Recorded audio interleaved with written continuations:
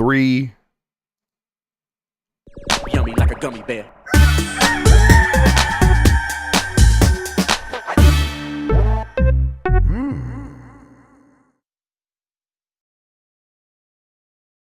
It's the internet, you're busy. Let's do this for July 11th, 2024 for the next hour or so.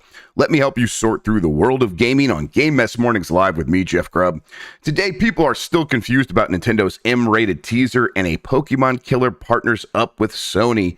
But first, please join me in welcoming today's co-host of Game Mess Mornings. It's Jason Fanelli, everybody. Jason, how are you doing? I am great. The first week back after vacation is always a bit of a grind, but I'm getting through it. We're getting there. Got some exciting things coming up. Hitting that Evo next week. Very excited to be doing that. Sean will be there. Turbo Sean will be there. So definitely, we will high five. Yes. We will high five for sure. Covering some stuff out there. Some pretty exciting things in the pipeline for that. But otherwise, just getting back into the swing of things after a nice week at the beach. How was your vacation? It sounded like it went exactly how you went. Yeah, exactly. Yes, a week at the beach. We just kind of hung out up north. It was a good time. Mostly really relaxing. I beat Bale the Dread on the Steam Deck. So yeah, it was cool. A lot of fun stuff. It was just great to hang out with people and not do work for a little bit. But yeah, for sure. You're right. The week back though, it's like, okay, how do I do all this? I forgot. But it's all coming back to me now. We're getting into it. I got this will be 2 Game Mess Mornings under my belt again. The thing I'm really worried about is everyone else is out basically next week. So I got to run all the shows next week and make sure nothing catches on fire. But yeah, oh no, we'll figure that out. We'll be okay. Right. Yeah, exactly. It's going to be just fine. Say my name and I'll appear. Oh yeah, whatever you need, buddy. I'll be saying your name. I'll be like staring in the mirror, just be like, oh god, please come. Well, don't do that. Don't do that. Jason Fanelli. Yeah, that's how you get him to appear, everybody. How you been otherwise? It's you've been keeping up with games. You got the news is slowed down. So what are you doing these days? Yeah. On vacation, I decided to finally play more of my most anticipated game of 2024. So now I have 7 hours in Final Fantasy VII Rebirth. I'm getting there. Okay. At this rate, I will have finished it by the time my kid graduates high school. Yeah. But it's a long ass game. But I'm still in the grasslands. I'm still trying to find everything. I'm not reviewing it, so I could obviously. So I'm taking it at my own pace and find everything that I need to find. And I really like it. I did one side quest that I'm already like, is this game setting me up? What's going on here? Like, I'm more intrigued now that I've done this extra time, because at first I was only like 1 or 2 hours in. Right. So having this extra time has just made me want to play more. But of course, as soon as I got back, I had 2 games to review now that I can't talk about yet. So I don't know when I'll be getting back into the grasslands of Calm. But yeah, did that. Always, just trying to keep up with as much news as there is. Again, we're in a bit of a lull, but then, Evo hits for the fighting game crowd, and then San Diego Comic-Con is what it's called. Brain fog. Sorry. We got Gamescom coming, Tokyo Game Show. It'll all pick Prime. up. Yeah. We'll be right back in the mess not too long, but we'll enjoy the nice little lull while we can. Yeah, exactly. I'm also like getting pretty antsy to play a Nintendo World Championship NES edition. Oh yes, that's 7 days from today, I believe. So yes, it is. I'm glad I got in. I'm glad I got in before the giant bomb crew. Yes. Self-destructs from the competition and then fixes itself just in time for Astrobot to come out, and then you'll kill each other again. Exactly. it is going to be a massacre, and I'm looking forward to it. It's kind of all I'm thinking about. They put out the English version of their overview trailer for that game, and I'm just like watching that this morning. I'm like, yep. There's a party mode. There's an 8-person local party mode. I'm like, well, we'll do that at something eventually. Yeah. So yeah, looking forward to it. I hope it pulls off everything it's going for. Me too. Basically the successor to those NES remix games, which I thought were okay. They weren't great, but they were okay. And I'm like, it could be a lot better if it was like just a little bit tighter. And this looks like exactly that. So I'm hopeful. Should be good. Right. We should explain what we do here. Most weekdays, I, Jeff Grubb, will help piece your gaming life back together. That includes breaking news and maybe even some of our own original reporting. For all these topics, I'll get the input of a bona fide expert who will make me look smart. If you were watching live on Twitch, welcome. You can always listen to the show later on podcast feeds by searching for Game Mess Mornings or find the RSS on giantbomb.com. You can also catch the show later with chapters and timestamps on YouTube. Hello, YouTube. All right, we have a lot to get into, so let's start the morning mess with Sony has opened up this weekend's Concord Beta to all PlayStation Plus members. This is from Andy Robinson at VGC. Sony has opened its Concord Beta Early Access weekend to all PlayStation Plus members. Previously, only those who pre-ordered the live service shooter were due to get access to this weekend's playtest. However, Sony said on Thursday it's now opening the beta to all members. The Concord Beta Early Access weekend on PS5 and PC will begin tomorrow, Friday, July 12th, at 10 a.m. Pacific time. And then PS5 users can pre-download the Concord Beta starting today, Thursday, July 11th at 10 a.m. And that's Pacific time as well. An open beta will begin next week from Thursday, July 18th through Sunday, July 21st, available to everyone. The beta will have 3 modes, blah, blah, blah, blah, blah. They're doing this because they didn't get enough pre-orders? Is that what you think? Probably, but also I feel like the previews I was reading about this, the general vibe I was getting was that trailer didn't really do this game justice. Right, it's they want actually people kind to play of fun. it. Yeah. So they want people to check it out. Yeah. And the way that you do that, it should have been all PS Plus members anyway. Right, Like, exactly. This feels like this should have been the way it was done from the beginning, right? And yeah. Right. And if they are struggling to get pre-orders, it's like, well, yeah, God, we wish people could play it. Well, here you go. This is a good solution. And then next week's open beta is a whole other thing. Obviously, that was always scheduled, so people were going to get a chance to play it. But why wait? Why like, you get more people excited for the open beta by getting more positive word of mouth buzz.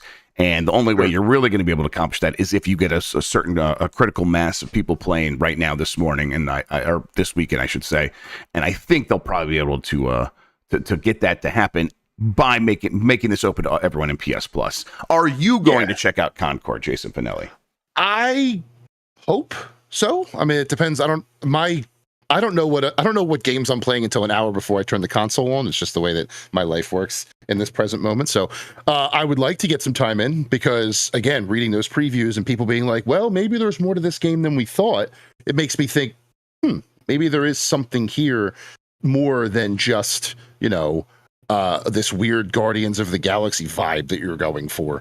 I'll if I can get an hour or two in, I would really like to do that, but we'll see. I mean, I'm not scheduling my weekend around it, if that makes sense, but I'm also not against the idea of trying it completely if I can make some time for it. Yeah, we were planning to stream it for UPF tomorrow.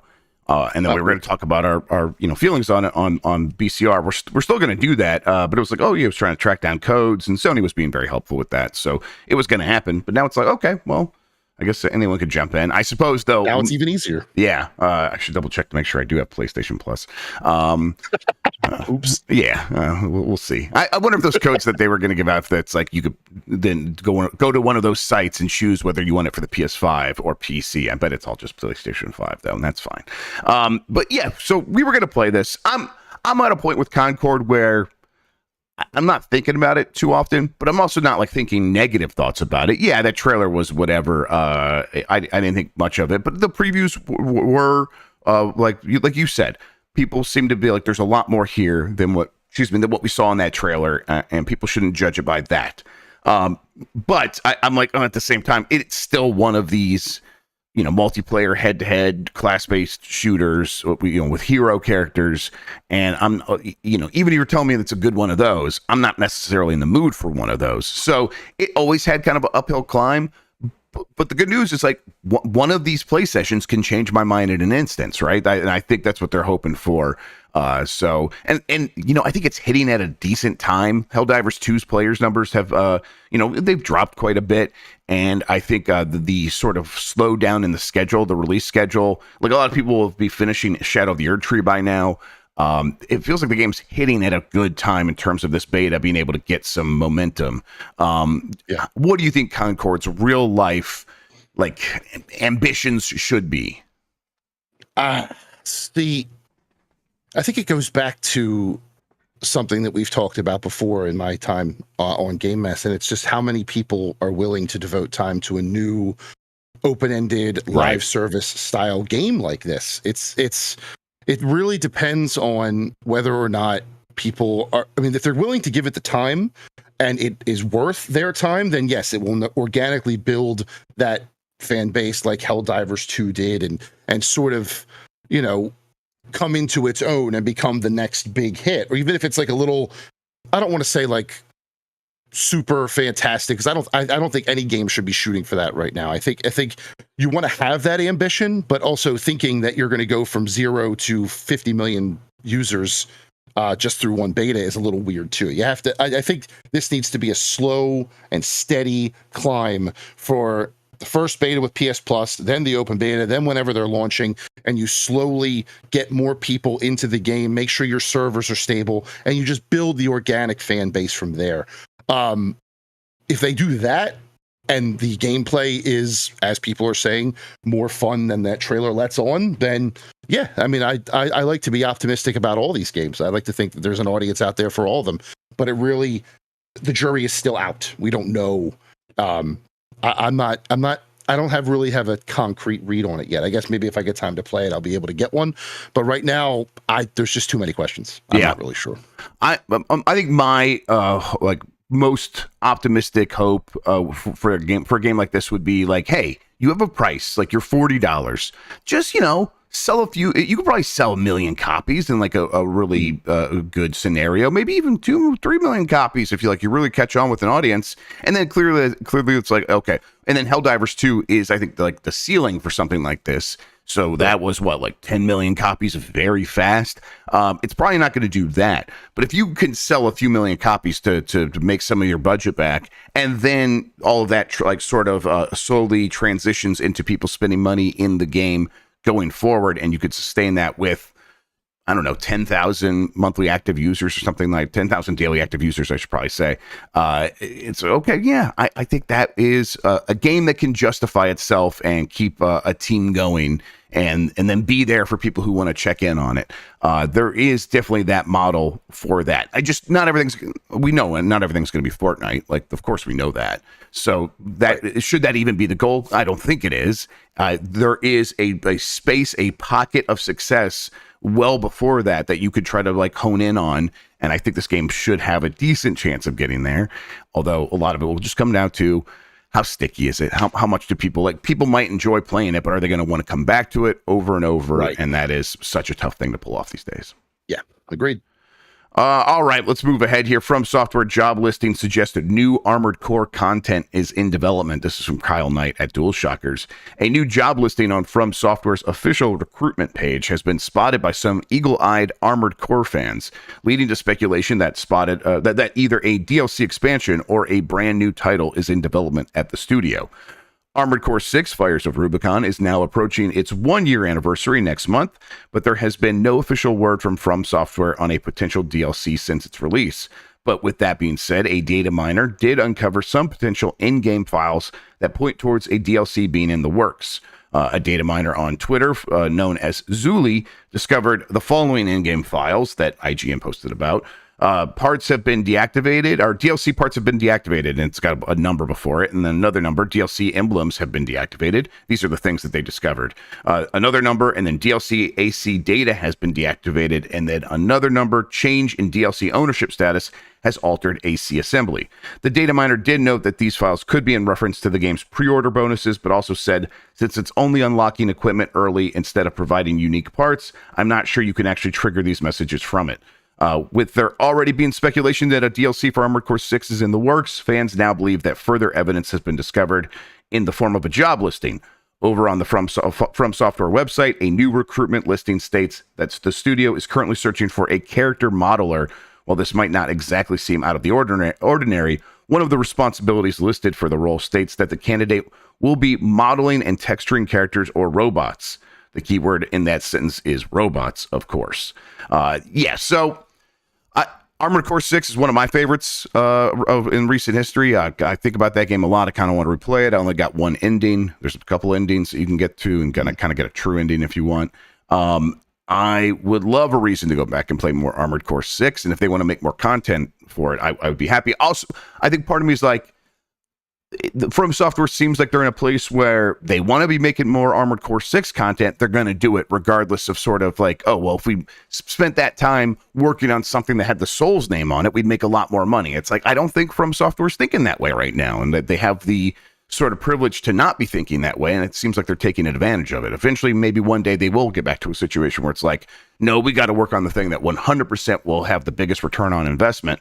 Not that Armored Core 6 was a flop. I think it did several million copies, might have been like 5 million copies or something like that. Yep. Yeah, that's really, really good. But compared to what I think Bloodborne was like the lowest selling like Soulsborne game, and that was 7 million copies. So I'm hopeful that this is all kind of pan out how these people are starting to suggest it, where it's like, hey, no, there's DLC in the works and it's coming and it's going to be part of this big push to kind of get Armored Core 6 back in the headlines.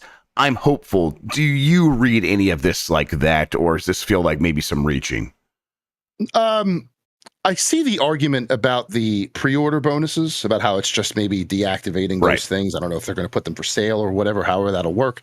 But the idea of successful game from Software getting DLC is not that far-fetched. Nope. They've done DLC for just about every game.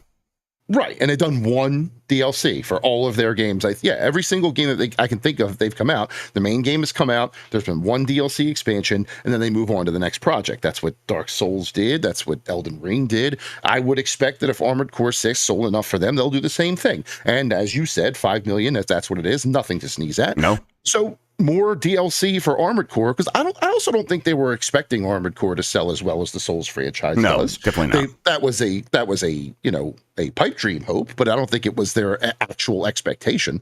I think if it is 5 million, if our memory does serve us correctly, that's exactly where it should have been. Yep. And so I don't think that there is any reason to think that there's not DLC coming. It's just a matter of when and what that'll entail and what ending will be canon, if it's after the ending, or how it'll fit into the overall story.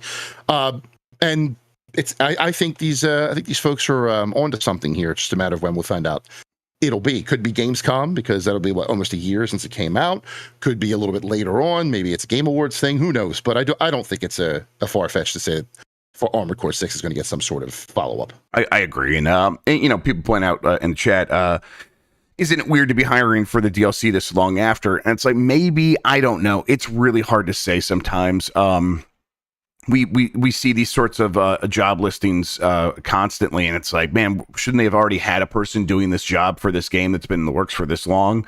And I think the answer is game development is more mysterious than we ever let on, and maybe it's not as close as we're thinking, or maybe the position as it's described is not doing exactly what we're all imagining, and maybe it is much more like, yeah, you need to have artistic ability and come in and help with the modeling for these characters, but actually, no, we just need someone to make sure like the rigging is going to work for this very final moment, or this final position in the development cycle. So you're just going to come in and clean things up. Who knows? We don't know. So we'll see.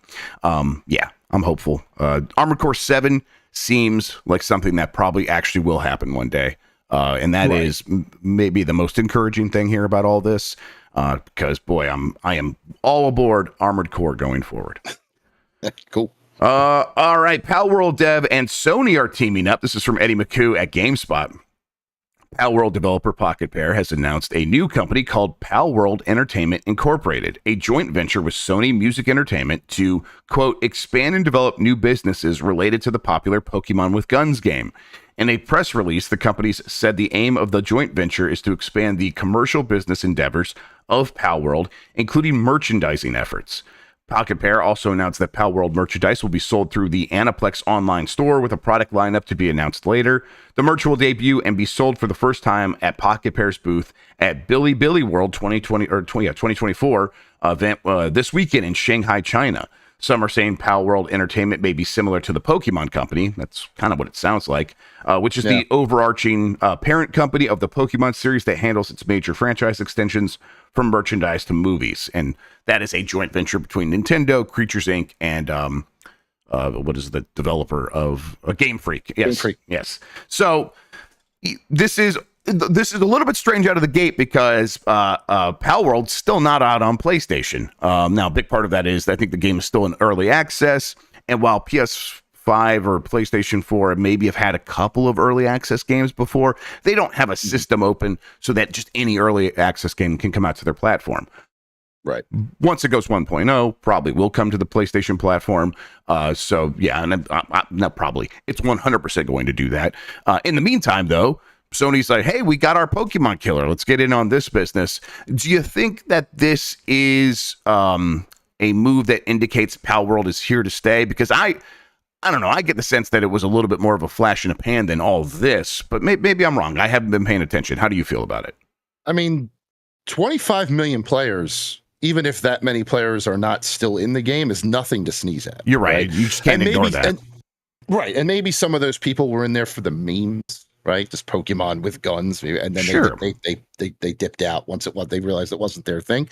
But I almost want to say it's, and this is no disrespect to them, but it sounds a little hasty. Yeah. Right? Like it sounds like they're getting to the Pokemon Company part before I mean, you've had one game. Right. And again, I'm not trying to diminish what they did. It was one of the biggest stories of the beginning of the year. It's a success story that other indie developers should try to emulate. Maybe not exactly, but the kind of success that indie developers want. But I feel like immediately getting into merchandise and stuff like this they may be putting the cart before the horse a little bit. I mean, if you want to talk about a potential parallel as far as the merchandising is concerned, you can look at like Five Nights at Freddy's, right? That was an indie hit that all of a sudden was in every GameStop with figurines and pops and stuffed animals and all this other stuff. But the difference there is I think it took 2 or 3 games, maybe even 4. But then again, I guess that's not that's not a very good allegory, because that guy released games like once a month, it seemed like at one point. He was just churning those things out. But eventually, like, it took a little more time for that merch to finally hit, I feel like. And I would hate for Palworld to, or Pocket Pair to get into this, create this company, make all this merch, and then just have it sit. Yeah. Do I think there's an audience? Yes. Do I think they may be overestimating that audience, or, thinking bigger than they should be at this present time? Also, yes. Could I be wrong? And all of a sudden, every Palworld piece of merch sells out, and there's a Palworld 2 with 50 million players, and I have a huge amount of egg on my face? It could happen. Definitely. But if I'm looking at this, if I could look at this right now, I'm thinking, I hope that they aren't getting too big for their britches too quickly, right? That it's the foundation's there. Yes. But I don't know. Maybe this is just me not being as into the world of Palworld as other people are. Maybe I'm just a little bit outside the fringes here, outside looking in. But from my perspective, it just seems soon. Yeah, it does. It does seem soon. I get like both sides why they are rushing it, right? For Pocket Pair, get the money while the getting is good. Like right now is the time to strike if you can make it happen. For Sony Music, again, the sort of entertainment side of this, and this is not like new for Sony Music. They've teamed up with some like people in the gaming space before to like do merchandise and stuff. For them, it's like, this is the first thing that looks like it has a chance of threatening Pokemon ever in the history of the world, that we have a chance to like really get in on. Of course, I mean, Digimon was there for a while at the early days. I know, but Digimon still exists. Everybody, please don't yell at me, Digimon fans. I can't have the Digimon fans yelling at me again. Not like last time. But this is the first one where like Sony's like, hey, we could get in on the ground floor here and be ready to go. If we like, it would suck to miss this bus, is what I think Sony was thinking. So I get the motivation from both sides to make this a thing. Whether I believe it will be something we ever think about in 5 years, I'm a little bit iffy on that, but it's not impossible, which is why it's probably worth it to both companies to be like, hey, listen, in the best case scenario, we are in a situation where a new generation of people grow up and don't think about Pokemon all that much, or they think about Palworld as much as they're thinking about Pokemon, because things are changing. We talked about Zenless Zone Zero on some of the podcasts earlier this week, and I just keep thinking about how these games are coming from completely out of the a standard way that we imagine games coming from these certain studios and these certain places, And it's like nothing is holding these games back, and people are jumping on them in the millions. These games make $1 billion a year. So there is clearly a world in which people are like, nope, this game has the aesthetic I like, it has the gameplay I like, it's free, and I can just play it anywhere. And Palworld's not necessarily checking all those boxes, but it has a similarity to those kinds of things. And there is a world that we could be in where that is the normal way of playing games, as opposed to going to Nintendo's platform and buying Nintendo's game. That feels kind of limited, maybe, in the world that we're entering right now. So, sure. The table is set. Whether or not this delivers on it, I don't know. We'll have to wait and see. All right, let's take a quick break. When we get back, plenty of more headlines to get into, including people concerned about that Once Human game, NES World Championship, data mines, and all more.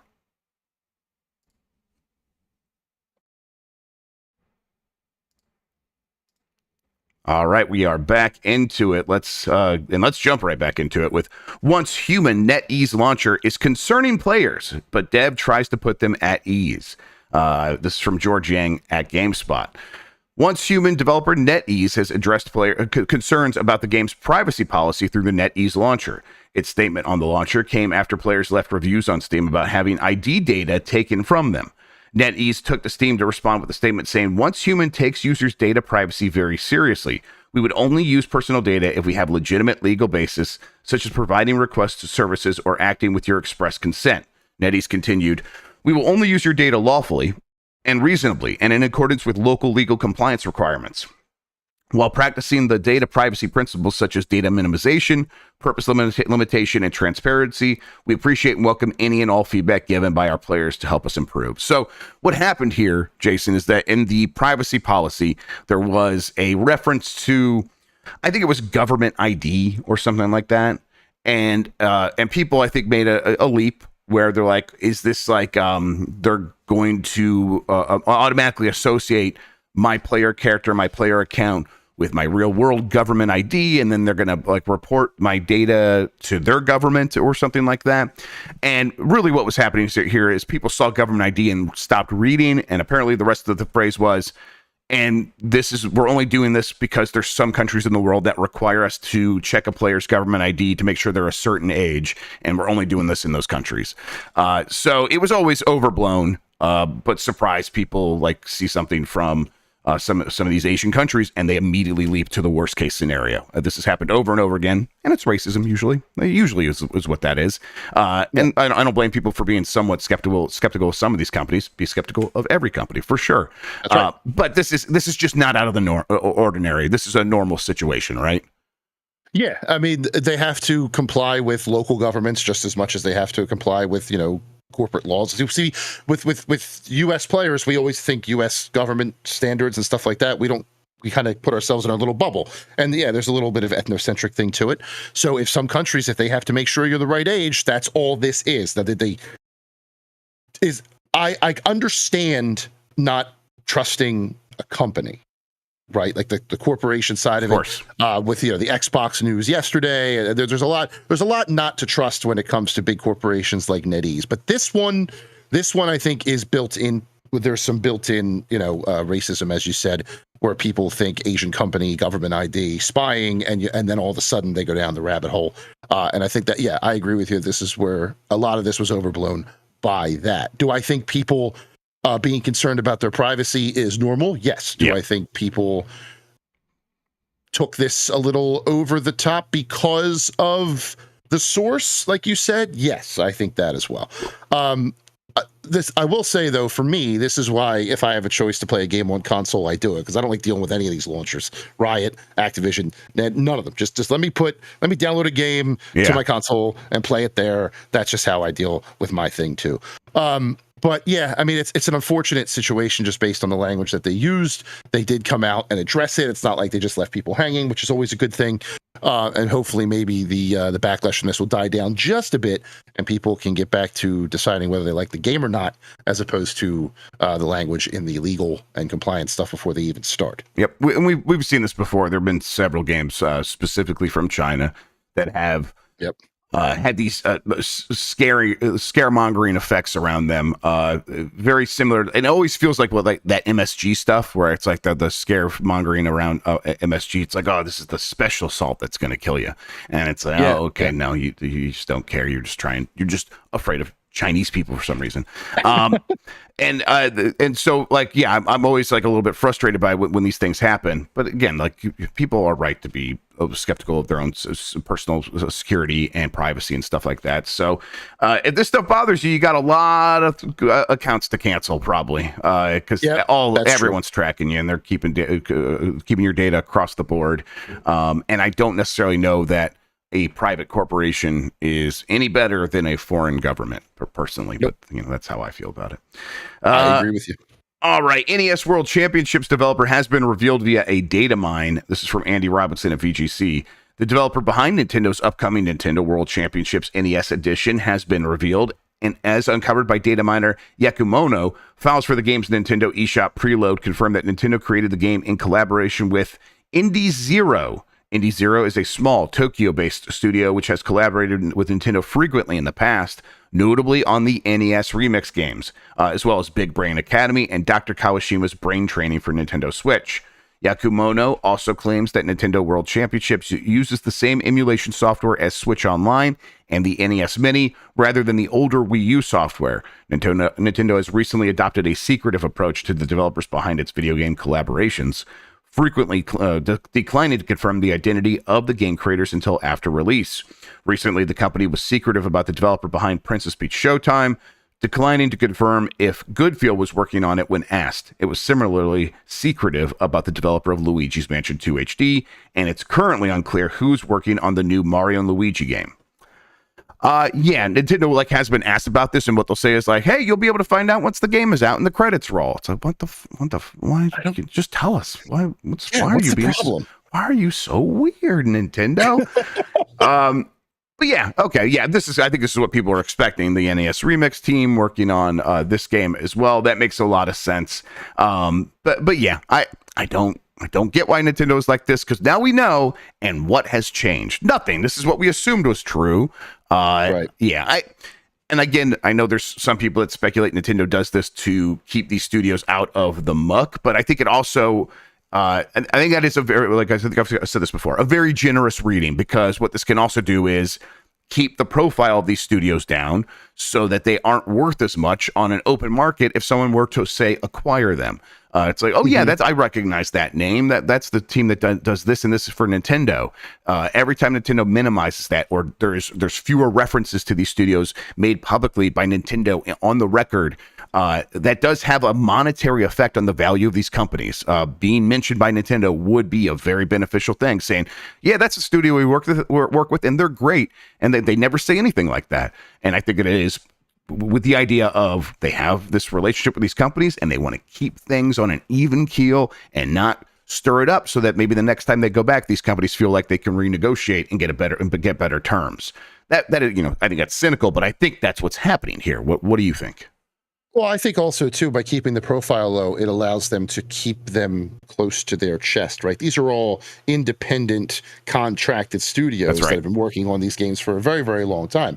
And while you're talking about, them not wanting these companies to get acquired by other places, I also think, too, that it allows them to negotiate the next game without anybody trying to step in and say, no, we want them for this. And there also might be, too, Nintendo is very, mindful of corporate secrets, right? They want to keep their stuff in-house. They don't want anything leaking or getting out. So by working with these independent companies for so long, they probably have a treasure trove of maybe source documents or other sort of non-giga leaked Nintendo things that they can, by not putting their name out there, say a company does acquire them, they also acquire all that stuff. So in one sense, yes, the cynical part says it keeps the price low for when they contract these guys and they keep the profits up based on the games that they're making. But there's also probably some corporate secret protection as well. All of it's above my pay grade. I don't understand any of it. And I think that has more to do with it than just keeping them out of the muck, as you said. There might be a little bit of that, but I think it's more about keeping their strategic partners, especially the independent ones, as close to in-house as they can without them getting poached either through acquisition or through signing a contract to do something else. Right. I'm trying to think. It was Next Level, Luigi's Mansion 3 developer that was after Luigi's Mansion 3. And this was like in the heart of when everyone was getting acquired. Nintendo was like, oh yeah, we're buying that studio. And that very much felt like the studio having a lot of leverage and being like, hey, we can get a lot more from our next game. We can go work with anyone else. We can go make our own game. And Nintendo's like, no, actually, you're worth it.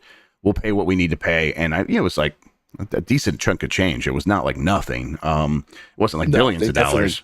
But I think it was a couple $100 million, I thought, but maybe I'm misremembering. Sounds right. I can bring that up while we're talking. Yeah. But yeah, they definitely, I'm with you on that. They saw the value of what that team was doing. Let's see, January 2021, Next Level Games.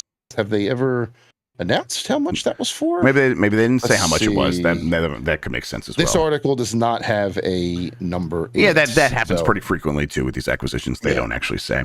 Either way, it seems like it was for a decent chunk of change. For sure. Yeah. And Luigi's Mansion 3 is a 16 million selling game or something like that, or approaching that much. So yeah, they were probably able to command quite a pretty penny. I think that for Nintendo, they are just, it's not important to them that people know who make the game, and then it is important for them to do all the things that we said, like you said, make sure that the next deal is not as high as it could be, and to not have these teams be poached again, as we said. All right, let's keep moving here. Nintendo releases creepy teaser trailer for mystery M-rated Switch game. We talked about this yesterday, but just kind of wanted to update people on it. Let's go over the details again. This is from Tom Ivan at VGC. Nintendo has released a teaser trailer for what appears to be a mystery horror game. On Wednesday, the company's social media channels published links to a trailer titled Emio. It's titled Smiling Man in Japanese, Gematsu reports. The trailer, which is viewable below, opens with a Nintendo Switch logo and carries an M rating from the U.S. Entertainment Software Ratings Board and an 18 rating from European classification body PEGI. The trailer description and Nintendo's social media post also include the hashtag #WhoIsEmio. The Japanese video description contains a link to a teaser website too. Last month, the platform holder held a Nintendo Direct presentation mainly focused on Switch games set for release in the second half of 2024. The event was used to announce The Legend of Zelda: Echoes of Wisdom, a new 2D adventure starring Princess Zelda coming in September, and Mario Luigi Brothership, an island-hopping RPG adventure releasing in November. Emio was not at that event, though, so that's why people are like, well, so what is this? A couple other things. People were speculating maybe this is the Bloober Team game that Bloober mentioned previously at some point they were going to partner up with Nintendo. I think other people are now saying that doesn't sound right because this game would be maybe a bit too early to be that. Mm-hmm. And I think there were some other people who are finding other ways to debunk that theory. So then the question is, once again, who's making this game? What is it? Is Nintendo developing an M-rated horror game for the Switch? Is that, because that's what it seems like is happening here. How are you reading all this? It's Metroid Prime 4. Yeah, let's go. it's the next trailer for Metroid Prime 4. Yeah, you take off the bag and it's Ridley under there.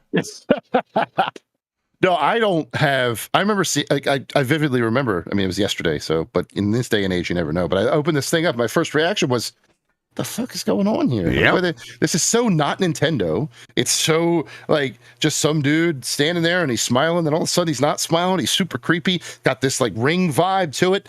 I don't know. Or could they be going mature horror in-house? Mm-hmm. What studio would do that? Is this a new? I have so many questions, but that's a good thing. I think. I feel like with Nintendo, you get, we talked about the Nintendo Direct, you got all this stuff, and for the most part, it was pop and colorful and happy-go-lucky. There might have been a few mature games in there that I'm forgetting about, but like Mario Party and Marvel vs. Capcom collection. Sorry, Sean, you're crying again. But hey, I hear you. I cried too.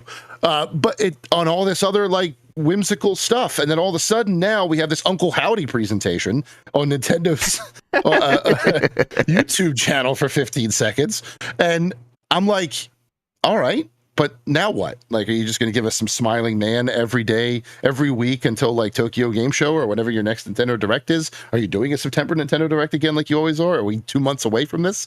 What are you doing? What's with the smiling guy? I just have more questions than answers, which I guess for this genre, if it's a horror game, mystery horror game, that is the way you ought to market it. More questions than answers.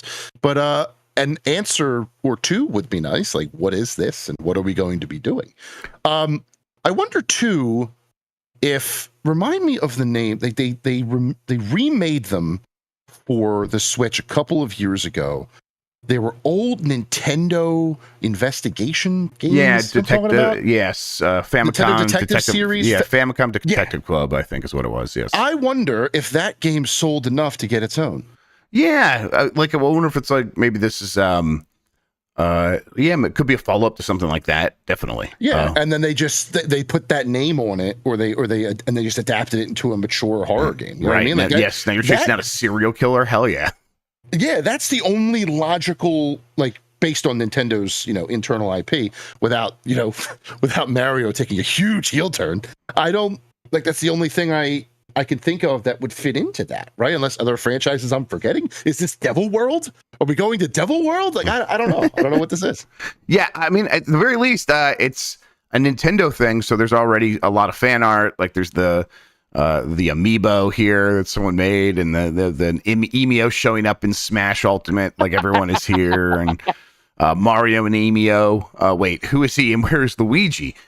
Yeah, like there's a lot of good stuff here where people are like paying a lot of attention, which suggests to me it's like, well, I bet there's a lot of people who are like in the scene, like looking into what is this? Can we find anything? Can we data mine something about this? Can we go look on the back end of Nintendo's websites and see what we can uncover about it? And we haven't heard anything. So no, yeah, at the very least, Nintendo seems like they know how to tease things right now, which is surprising and cool. How funny would it be if they were like baiting the data miners? The data miners go in and they find like this one, they think it's just like a jump scare. Yeah. Just a total like, gotcha. And then it's still a game, but there's just nothing to data mine. That would be hysterical. But yeah. Hey, it's nice to see some ARG, it's not an ARG, but some weird teasing stuff from a company that doesn't normally do it. And maybe they realize this is fun. They could do it again later on with something else. Small part of me hopes it's Miyamoto under the mask. That would just be funny. Oh, that'd be great. Yes, just takes off. There he is. And what does he announce? The Donkey Kong ride? Yeah, that's all. Yeah, here I am. I don't know why we did this, but I just want to talk to you about Donkey Kong. All right. I guess okay. When do you think we find out what Emio is? Like, do you have any idea? I would, if I had to put. I would normally say Tokyo Game Show, but that's too far away. Right. I don't think we're waiting months. Like, this is not a Kojima, like, oh, yeah, we're going to have mysteries all throughout the whole marketing preview time frame of this game's release, so that there's months and months and months of stuff to go over. I think in a couple of weeks, we're going to know what this is, right? Yeah, maybe one more tease. It was Tuesday, right? This came out. So maybe another tease next Tuesday, and then the Tuesday after that because Nintendo has no problem with just randomly dropping details on a brand new announcement out of the blue either. Like, that's how the NES World Championships were announced. We didn't know about it, and then we did. So maybe that's what this is going to be. Yep. I am curious. I'm very curious. Yeah. I will want to see what this is. At the same time, I'm not expecting it to be like some amazing thing. It's probably going to be some tiny little project that they're going to have fun with, and I'm fine with that as well. Hotel Dusk 3, let's go. Right, yeah, Hotel Dusk, why not? All right, BioWare wants fans to discover if Dragon Age the Veilguard shows Hog. This is from Kenneth Shepard at Kotaku. We already know Dragon Age the Veilguard will have romance and spicy scenes. That's par for the course with a BioWare RPG in a post-Mass Effect world. But sounds like the upcoming game in the Beloved Fantasy series isn't restricting nudity to when protagonist Rook and their chosen partner are getting it on. What's still unclear is if it will show everything this time around, but BioWare isn't shutting down the possibility. Game Informer published an article as part of its ongoing July cover story confirming there was topless nudity in the Veilguard's character creator in a first for the franchise. From a practical standpoint, this is helpful during the character creation process if you want your Rook's body to look a certain way. It's easier to do when their shirt is off. Game Informer asked if there would be nudity elsewhere in the game, to which the director Corin Bush responded, "This is a mature RPG." As for whether or not Dragon Age The Veilguard will follow Baldur's Gate 3's example and include genitalia, BioWare apparently told Game Informer the studio wants fans to discover that for themselves. That isn't a resounding yes, but it's a weirdly evasive answer if it's a no. Yeah, I mean, listen, you can't suggest there's going to be hog and then not deliver, right? Right. Somebody heard us talking about wieners. Sorry. So, there's a puppy. Hello, puppy. That's right. There we go. That's there's the wiener, everybody. There's the wiener. There it is. There's the wiener on Game S mornings. No, they can't. They can't say this because then the let's say conservative news cycle will get a hold of it, and all of a sudden it'll be there. It'll be Mass Effect 1 all over again, and we'll have poor Jeff Keighley sitting there on Fox News getting berated by someone. Oh God! If you're not old enough to remember that, go look that up. What a mess that was.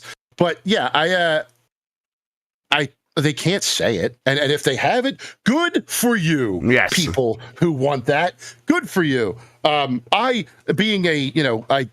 adapt a joke from John Oliver when people ask me what my background is. When it comes to sexuality and race and ethnicity, I am the equivalent of a white bread sandwich where the middle of it is more white bread. So I've had enough female, parts in my game to last a lifetime. It's your turn to eat. It's your turn to eat. Get what you want. And if it's there, great. If not, step up to the table, step up the counter. We're serving everybody now.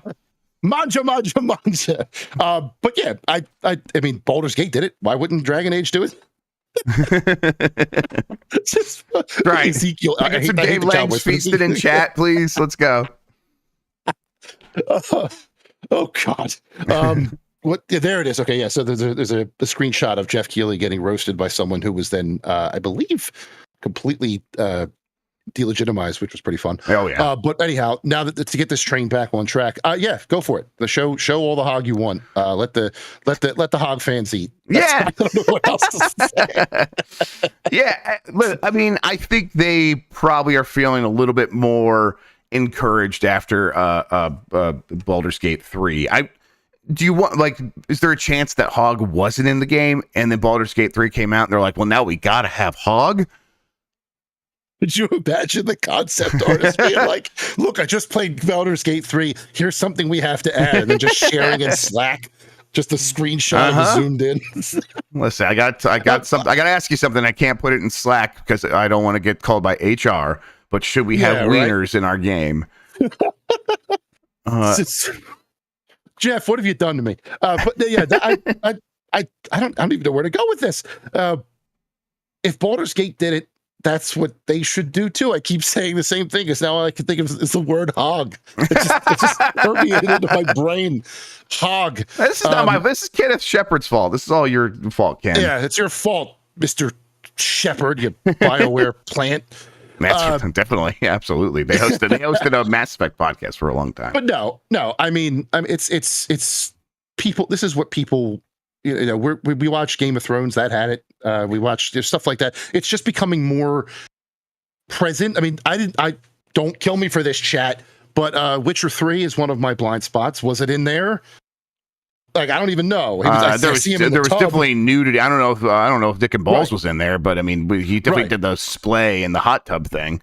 Exactly. So yeah. So I feel like in a part of being more inclusive in video games is catering to everyone's preferences. And some people prefer, because they're, a woman who is hetero or a female who is gay, or a they them who is pan, or whatever it is, they want to see some hog. So let them see some hog.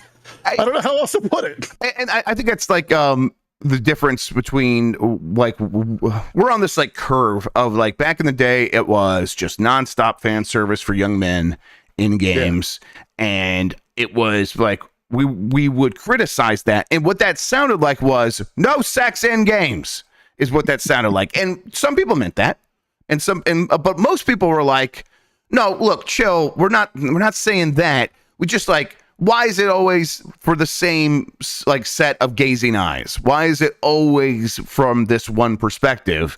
Like, could you just have a little bit more diversity and think about that? And what that was really saying was, we want hog in the game as well. Listen, developers, ask not what hog in games can do for you. Ask what you can do for hog in video games. Hog 2020, 2024. There it is.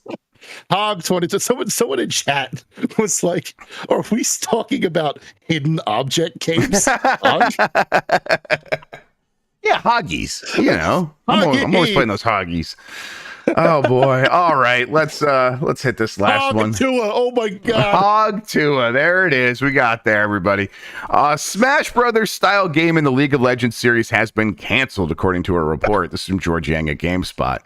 Riot Games reportedly shut down a Super Smash Brothers Melee style game set in the League of Legends universe, codenamed Pool Party.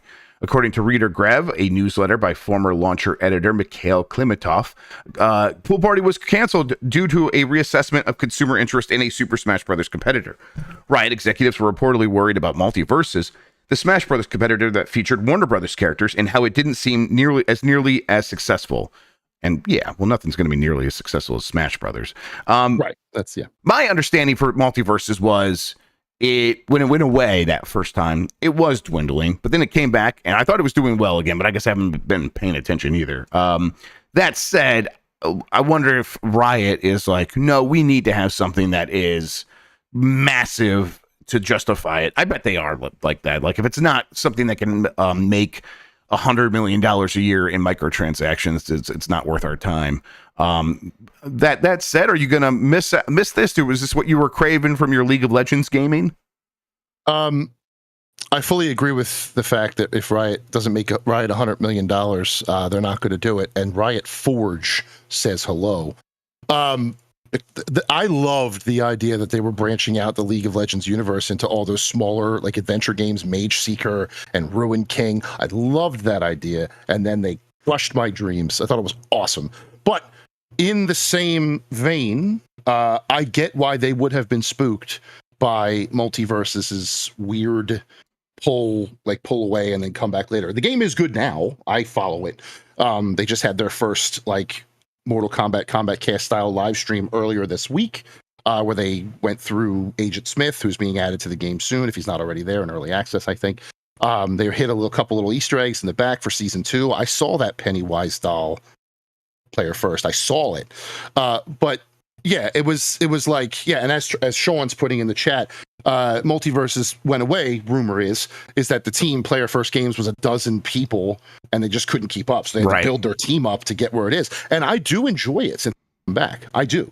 I think it's a good game. But at the same time, if Riot's in the process of feeling out the process of making a platform fighter, and Multiverses, which was probably the highest profile Smash clone of the ones that came out. Like Nick All-Star Brawl does exist, and the sequel is better, but the first one was not very good. Not launching with voices is, I'll never understand that decision. Yes. Weird. And then there's other ones that are around too, like Brawlhalla's been around for a while, and Rivals of Aether, if you really want to get into it. No offense to them, that's a great game. But like, they probably saw Multiverses and this weird thing, not knowing what's going on behind the scenes, if that 12-person team rumor is true, and thought, oh crap, maybe this isn't as good of an idea as we think it is, and they pulled out. Do I think they pulled their hog out? Do I think it would have been good? Sorry. No, this is the bathwater. I got to soak in it. Yeah. I won't say it again, I promise. No, do what you got to do. But no, do I think a League of Legends platform fighter could have worked? Yes, I do, because I think that they have 150, 160 champions now. That's a huge pool to choose from, which is sort of what they're doing, as someone mentioned in chat. They're making 2XKO as well, or Project L as it was called at the time. Right, the fighting game. Would they why would they do both at the same time? And the answer is because you're catering to two different and you wouldn't groups though. of people. Yeah, the reality is you wouldn't. If you have one that seems like it's going to work, maybe And one that doesn't. Yeah, and one that doesn't. Right, exactly. You're like, well, let's pull the Band-Aid off and let's focus on the one we think is going to work. 2XKO looks great. It does. I like the name. I don't care what anyone says. I think that's a good, fun name to say. 2XKO. It definitely it separates itself from the rest of the fighting game, and it separates itself from League of Legends. Project L, which, you know, as a code name is good. We know what it's referring to. So if you want to make it its own brand and its own thing and just have those characters in it, because someone who might like fighting games and barely knows anything about League of Legends is going to see 2v2 fighting, a genre that until a recent Nintendo Direct was, you know, barren, and be like, oh man, I love this. I think it's a cool concept. I think anything that they can do to build out that world that they've been building for over a decade now is a good idea. That's why I loved Riot Forge so much, like I said earlier. And I really kind of would have liked to have seen this platform fighter work, but I get the difference. But I get, you know, having two projects running concurrently, seeing the tumultuous development cycle of the one genre, and then being like, you know what, maybe we just focus everything on the 2v2 fighter, because that seems like it's got a little more momentum behind it. It makes sense. So they went that route, and I think that's actually going to pay off for them. I really do. I think so as well. Yeah. So no more pool party over there at Riot. Instead, we will just be getting the 2XKO, which I am fine with. All right. Let's get to the poll question. We asked this yesterday on the show. Are you planning to subscribe to Xbox Game Pass going forward? 38% say yes, 62% say no. Of course, that would include people who have never subscribed, have no interest in subscribing. 38% though, hanging on strong. They still think it's worth it. And I think that's where Game Pass is at now, Jason, where it is not, I don't think I'm going to go around saying the best deal in gaming, like I maybe once have. And I don't think I've said that in a while. I do think it is a potential good value to certain people sometimes, and is definitely something you could consider still. I don't think that Microsoft's moves were indicative of they are trying to bury this thing. That is not what they're doing. They are trying to make it make sense for the long term, but that does not mean that what they were indicating is they are not trying to gather new users anymore. Not really. They are. This is like in a maintenance phase of like we got about. Or a plateauing maybe of we have 30 to 35 million subscribers. We are going to keep it at that level for some time. And maybe if we find a way to break through eventually, we will turn things around. But in the meantime, we got to make money from who is paying us now. And that's what this is all about. I don't know. Are you sticking with Game Pass? Yes, just because I feel like in this line of work, I kind of have to. Right, like I'll keep Game Pass just to be able to keep up with it. And if there's a game that I can't purchase or I'm not reviewing, I'll get it day one. So I'll stick with it for that reason. But yes, I used to tell people who would come to me, like around Christmas time, I get some parents who come to me who know that I've grown up with or went to high school with or whatever, who know that I am in this industry, and they'll ask me, like, my kid's asking for a game system, what should I do? And whenever I get like the teenager who's dabbling for the first time, I always have that Xbox versus PlayStation question. And before, Xbox Game Pass was an easy recommendation because you could just get right in, you get the games on day one. Now it is still enticing. It's one of your options, yes. It's one of your options, but to get the full benefits of it, $20 a month is, you know, another subscription service on top of however many they might already have between Netflix and, you know, all the ones that they're watching, YouTube TV, if they have that. And and as much as I want to recommend the standard one doesn't have the day one. So what's the point? Right. You can't, like, you can no longer say, oh, you want to play that game? Just go get Game Pass. You have to be like, oh, okay. Oh, you want that? Okay, get Game Pass Ultimate. Make sure you get the top tier. And most people do get Game Pass Ultimate. That is by far the most popular tier. It always was. So most people were doing this. That's why I don't think it's like just going to evaporate off the face of the planet or something like that. But correct. It is. They are no longer trying to court that idea of, oh, you just want to play the game, go get Game Pass. That the reason they had it in these lower tiers before is because they wanted everyone just to associate every game with Game Pass, so go get Game Pass instead of buying the game. That's what they wanted because they wanted as many subscribers as possible. And in the last 18 months, as it hasn't grown, they have changed their mind. They've changed their mind, and now they're like, okay, well, the people that want it, let's focus on maximizing the return on them, which means let's get them all into Game Pass Ultimate, and then let's also raise the price of Game Pass Ultimate. And then going forward, if people want like Call of Duty, do we want people finding ways to work around to like get Call of Duty and save money? It's like, no, I think we want people to mostly just buy Call of Duty, and if they're not buying Call of Duty, they better be in a $20 per month Game Pass Ultimate subscription. And it's like, okay, yeah, sure, I get it. It's cynical, but yeah, that's probably what's going on here. And the timing is very indicative of that too. I think. 100%. Yeah, it's unfortunate. Like, I want to be able to keep recommending Game Pass to people, but they're making it more difficult. Yeah, and like people are like, you never thought there would never be a price increase. It's like, no, 100% I knew there'd be a price increase. Of course there would be. I'm not, and like everything goes up in price. Of course it does.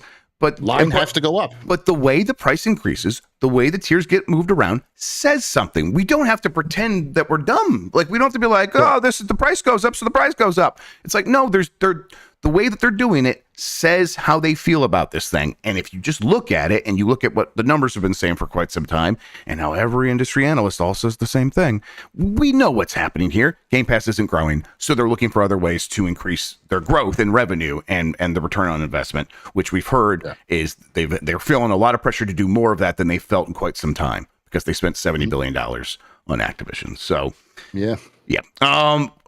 We'll see. I'm like, not sure if I'll keep Game Pass Ultimate. I don't use it very often, so I'm kind of thinking I probably will cancel it for some time until I need it again. But yeah, I mean, that I'm starting to lean that way too. I think a little bit, but it is amazing to me how the $70 billion Activision deal has now become this inflection point. Yes, in Xbox's history, 100%. And it's just fascinating to see how that continues to, branch out and web all these different other decisions that come around it. And I think, as we've talked about before in previous episodes, it's just the attention that it brought to the department. Yeah. Right. Yes. The scrutiny from Nadella. Yes. Yeah. That's basically what all this is. 100%. That's what this is. Yes. Is it a shot in the foot? I guess we'll find out. All right. I have a new poll question. We'll get to that in a second. Before we do that, Jason Fanelli, tell people where they can find you on the internet, what you have going on, and all that good stuff. I am at Big Man Fanelli on X. If you want to see some video game stuff from me, and wrestling and kids and more of my dog, that's where my social media presence mostly is. Writing for GameSpot, MMORPG, a couple other websites. If you're at Evo, feel free to high five. Maybe don't yell the name of this website. That might make people a little suspicious, right? In this day and age. Do want to say too, we keep planning these things on big days in my family. Like, there was my parents' anniversary back in November, first day of my show in April.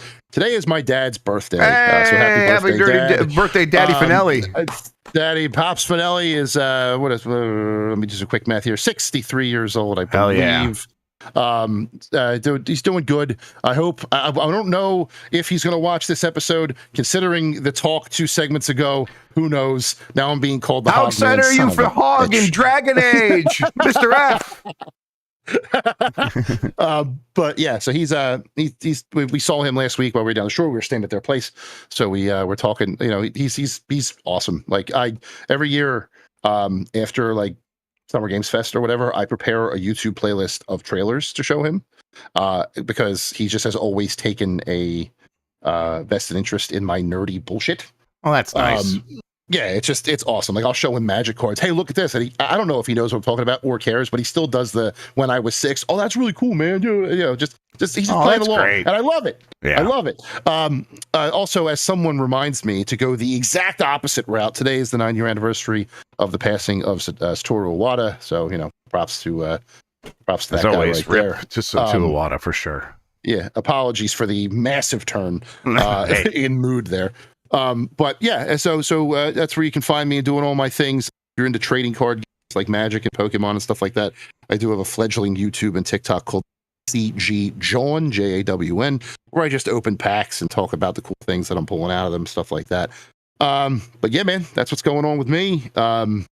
Just writing things and getting paid for it. Hell yeah. And you're podcasting and getting paid for it. It's a good life we live sometimes. Yep, make it happen for sure. All right, new poll question. Are you curious about Nintendo's EMEO game? Yes, no, and what is that? Those are your options. Just kind of wondering if people are even paying attention to this. I think some people are, and I think a lot of people are like, I don't know, just tell me what it is, and then I'll pay attention. We'll discuss the results of that on Game Miss Mornings on Giant Bomb tomorrow. Speaking of Giant Bomb, later today we will have voicemail dump truck. On Friday, we will play Concord for UPF, and that's after Game Miss Mornings in the morning, of course. And then we'll have a BCR, quick one where we'll talk about our thoughts about just playing Concord. So all of that will be happening later this week. Anything else we should mention? I might fit like a tiny weird stream into stuff today, but that would be off the cuff. So no promises. We'll see. There's lots of great stuff on the website. We played grab bag of just random games yesterday. That's up on the site now, up on YouTube. You can find all of our streams, as always, by going to youtube.com/@giantbomb and clicking the live tab. Most of our videos are under that live tab, so that's where you want to look. All right, Jason Fanelli, thank you so much for hanging out with me today and talking about video games, man. I really appreciate it. Always like it, my friend. If you ever need me, I am here most of the time. I appreciate it. Thank you, everybody, for watching and listening. You are the best audience in gaming. Until next time, have a good one. Take care of yourself, and goodbye. Hog. Hog.